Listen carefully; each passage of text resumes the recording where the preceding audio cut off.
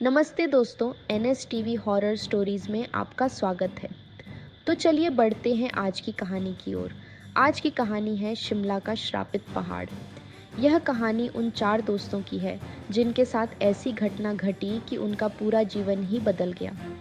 आइए जानते हैं कि उनके साथ ऐसा क्या हुआ। मुंबई की रहने वाली प्रिया शर्मा ने अपने दोस्तों रवि, साहिल और विजय के साथ शिमला घूमने का प्लान बनाया।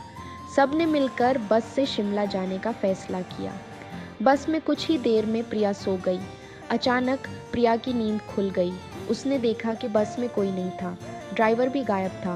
फिर भी बस अपने आप चल रही थी। वह डर गई और ज़ोर ज़ोर से चिल्लाने लगी। तभी उसे महसूस हुआ कि कोई उसके पीछे खड़ा है।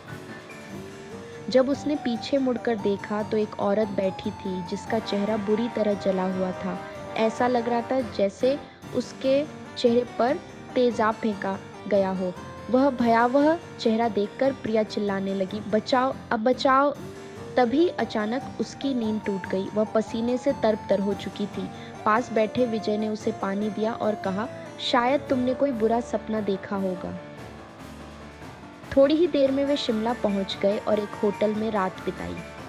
अगले दिन उन्होंने होटल के पास स्थित पहाड़ों पर घूमने का प्लान बनाया। सभी दोस्त मिलकर पहाड़ों की सबसे ऊंची चोटी तक पहुंच गए। वहां से नीचे देखने पर घने पेड़ पौधे बहुत सुंदर लग रहे थे। तभी साहिल ने चौंकते हुए कहा, नीचे देखो, कोई खड़ा है, लगता है कोई औरत है। विजय और रवि ने भी देखा लेकिन उन्हें कुछ दिखाई नहीं दिया। उन्होंने साहिल को समझाया, तुम्हें शायद भ्रम हुआ होगा, इस घने जंगल में कोई औरत कैसे आ सकती है। शाम होने वाली थी, इसलिए उन्होंने पहाड़ पर ही रुकने का फैसला किया। तंबू लगाकर वे खाने पीने का सामान निकालने लगे। तभी प्रिया ने अपना बैग लेने के लिए तंबू से बाहर कदम रखा और उसे किसी की आवाज़ सुनाई दी।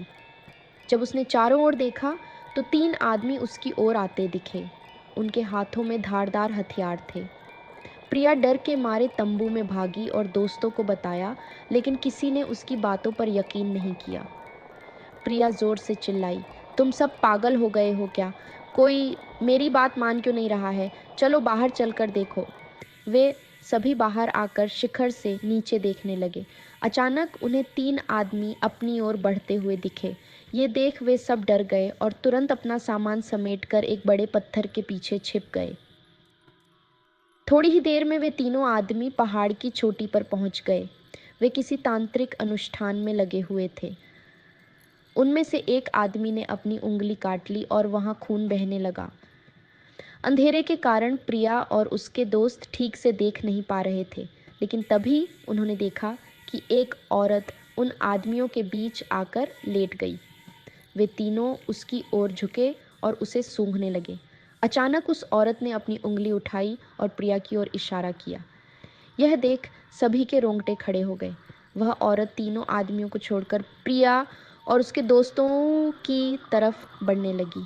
ये देख वे पहाड़ी से नीचे की ओर भागे। प्रिया और साहिल सबसे आगे थे, जबकि विजय और रवि उनके पीछे दौड़ रहे थे। प्रिया और साहिल किसी तरह होटल तक पहुंच गए, लेकिन विजय और रवि का कोई पता नहीं चला।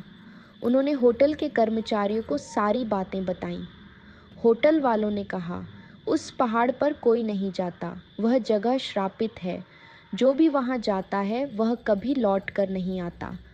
तुम्हारी किस्मत अच्छी थी कि तुम अभी जिंदा हो। पर उनके दोस्त रवि और विजय कभी वापस नहीं आए। उन्होंने उन्हें ढूंढने की बहुत कोशिश की। पुलिस में शिकायत भी दर्ज करवाई, लेकिन कोई फ़ायदा नहीं हुआ। वह पहाड़ और वहाँ की घटनाएं अब भी रहस्य बनी हुई थीं। इस कहानी में बस इतना ही। मिलते हैं अगली कहानी के साथ।